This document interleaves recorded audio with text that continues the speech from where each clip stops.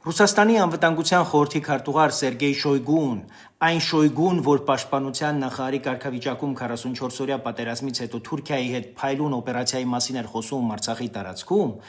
այժմ էլ Հայաստանում ամերիկյան տեխնոլոգիաներով փոքր մոդուլային ռեակտորների կառուցումը ներկայացնում է որպես սպառնալիք եւ ձեռքի հետ վախեցնելու համար հիշատակում ճապոնական Ֆուկուսիման։ Բայց սա միջուկային անվտանգության մասին խոսակցություն չէ։ Սա դասական ահաբեկչություն է մի պարզ նպատակով՝ Հայաստանը շարունակել պահել էներգետիկ գերկախվածության մեջ։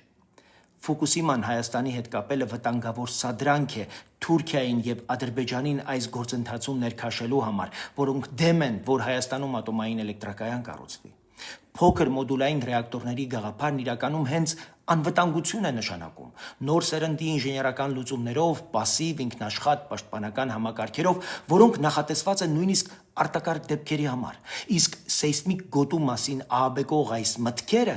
պարզապես խուճապ տարածելու համար են։ Ցանկացած միջուկային ծրագիր անցնում է միջազգային սեյսմիկ հաշվարկներով, անկախ փորձաքննությամբ եւ մշտական վերահսկողությամբ։ Սա ինժեներական հաշվարկ է, ոչ թե քարոզչական ահաբեկում։ Ավելին, Ռուսաստանն ինքը այս տեխնոլոգիաներով է աշխատում, երբ դա իր շահերին է համապատասխանում, բայց երբ Հայաստանը փորձում է դիվերսիֆիկացնել էներգետիկ համակարգը, հանկարծ պարզվում է, որ դա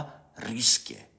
Անցյալ շաբաթ Միացյալ Նահանգների փոխնախագահի Հայաստան այցի ընթացքում հնչեցին ուղիղ եւ շատ կոնկրետ ուղերձներ։ Միացյալ Նահանգները շահագրգռված է Հայաստանի էներգետիկ անվտանգության ամրապնդմամբ, աջակցում է նոր տեխնոլոգիաների ներդրմանը, այդ թվում փոքր մոդուլային ռեակտորների ուղղությամբ։ Այսինքն սա արդեն գործընկերության քաղաքական հանձնառություն եւ որոշում է, ոչ թե տեսական խոսակցություն։ Եվ Հայաստանն էլ պետք է արձագանքի նույնքան հստակ։ Մենք մեր էներգետիկ ապագան կառուցում ենք ինքնիշխան որոշումներով, միջազգային բարձր չափանիշներով եւ վստահելի գործընկերություններով։ Այս նախագիծը Հայաստանի անվտանգությունն է, տնտեսության կայունությունը եւ վերջապես մեր անկախության իրական գործիքներից մեկը։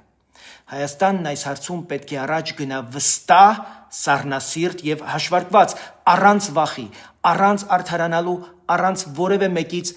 թույլտվություն հայցելու։